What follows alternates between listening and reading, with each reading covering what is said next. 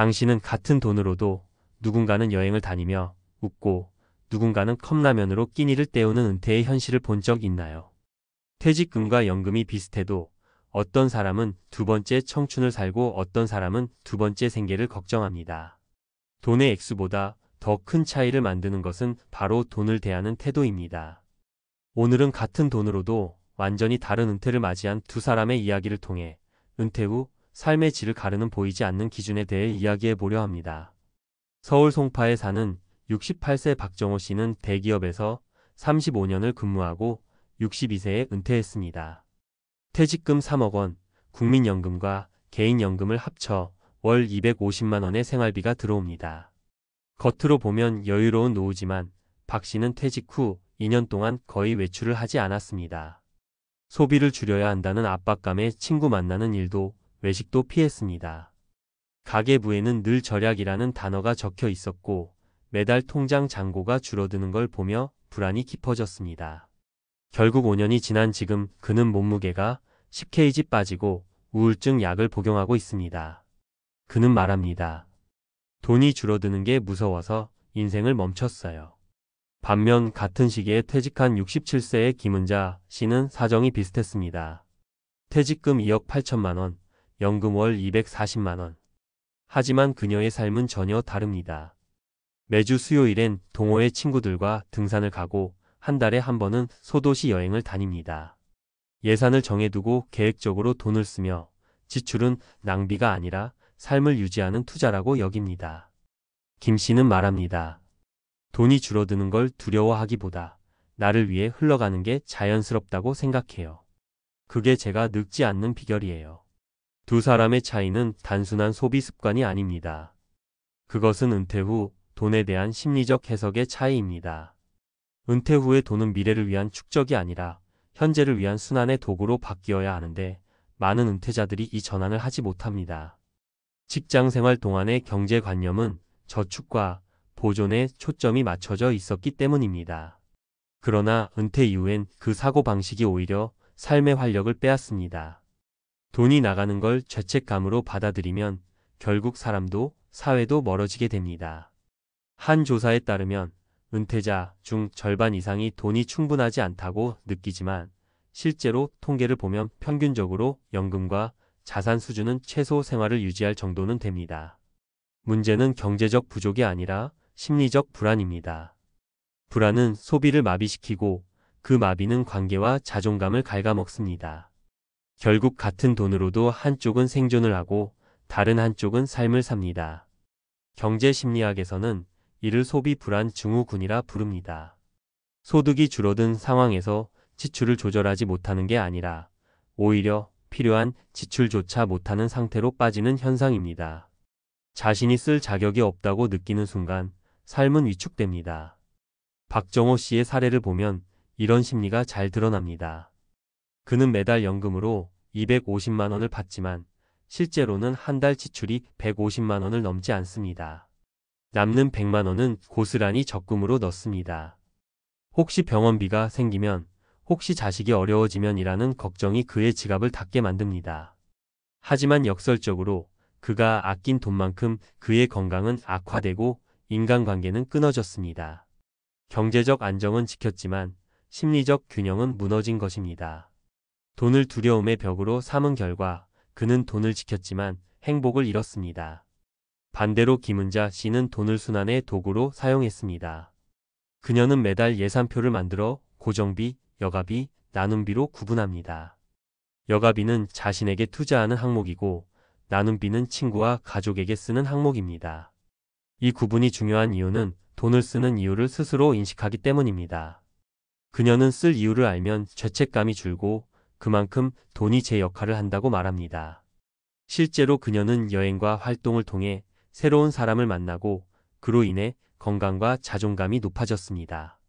결국 돈을 사용한 것이 아니라 순환시킨 셈입니다. 경제 전문가들은 말합니다. 은퇴 이후의 돈은 자산 관리보다 감정 관리가 더 중요하다고. 돈을 잃는 게 아니라 삶의 감정을 잃는 사람들이 많기 때문입니다.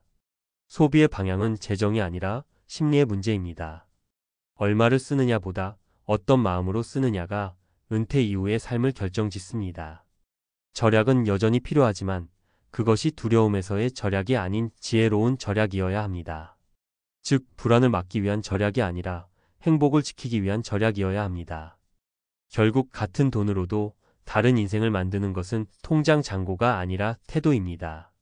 돈을 두려워하면 인생이 움츠러들고 돈을 믿고 쓰면 인생이 움직입니다.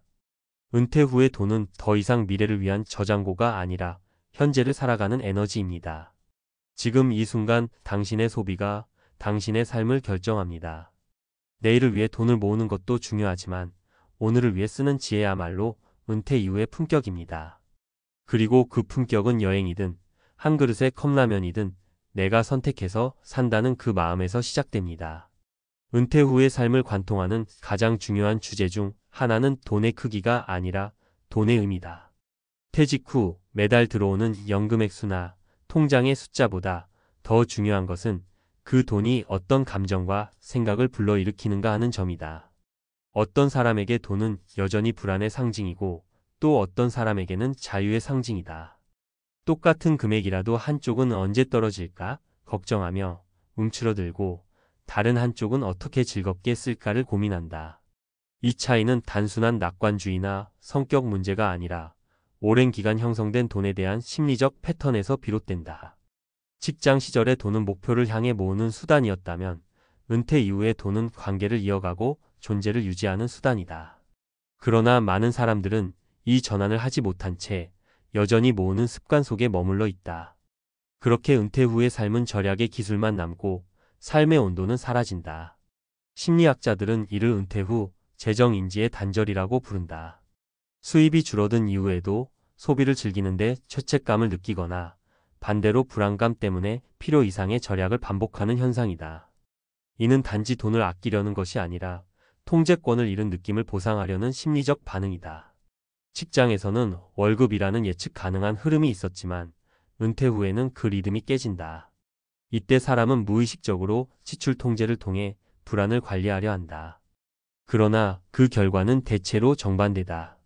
소비를 줄일수록 외로움이 커지고 외로움이 커질수록 건강과 관계가 무너진다. 결국 돈을 지키려다 자신을 잃는 것이다. 실제로 은퇴자들의 삶을 조사해보면 경제적 여유보다 심리적 유연성이 삶의 만족도에 훨씬 큰 영향을 미친다. 같은 200만 원의 연금을 받아도 어떤 사람은 매달 영화 한 편, 작은 여행 한 번을 즐기며 활기를 느끼는 반면 다른 사람은 집 안에서 TV를 보며 세월을 보내고 후회한다. 이 차이를 만드는 것은 단 하나, 돈을 어떻게 바라보는가다. 한쪽은 돈을 감소하는 자산으로 보고 다른 한쪽은 순환하는 에너지로 본다. 돈을 정체된 숫자로 볼 때 사람은 움츠러들고 돈을 움직이는 힘으로 볼 때 사람은 살아난다. 결국 돈은 숫자가 아니라 리듬이다. 그 리듬을 어떻게 탈 것인가에 따라 은퇴의 리듬도 달라진다. 경제적으로 안정된 은퇴자 중에도 불안에 시달리는 이들이 많다. 통장은 두둑하지만 그 돈을 쓸 용기가 없다. 이런 현상은 한국의 은퇴 세대에게 특히 두드러진다. 이유는 단순하다. 평생을 모으는 문화 속에서 살아왔기 때문이다. 19만 6,070년대의 산업화 세대에게 돈은 생존이었고 절약은 미덕이었다. 그러나 그 믿음이 은퇴 후에는 족쇄가 된다. 쓴다는 행위는 낭비가 아니라 이제는 자신을 지탱하는 행위가 되어야 한다. 이 변화에 적응하지 못하면 돈은 삶을 보호하는 것이 아니라 올가매는 도구가 된다.